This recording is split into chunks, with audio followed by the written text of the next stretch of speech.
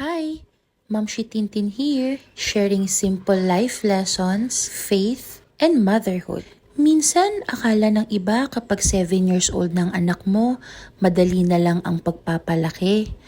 Pero to be honest, may mga struggles pa rin. May mga araw na matigas ang ulo, may mga araw na umiiyak, may mga araw na parang hindi siya nakikinig sa lahat ng tinuturo ko. At bilang nanay, minsan napapagod din ako.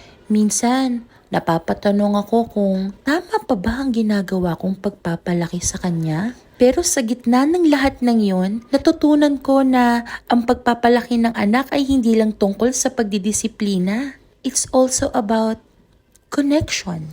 Yung yakap pagkatapos ng tampuhan, yung paghingi ng sorry, yung paalala na kahit nagkamali siya, mahal na mahal ko pa rin siya. At habang pinalalaki ko siya, nare-realize ko rin na Diyos din pala ang patuloy na nagtuturo sa akin kung paano maging nanay. Mga kamamshis, motherhood is not perfect, but every hug like this reminds me that love is always stronger than the struggle.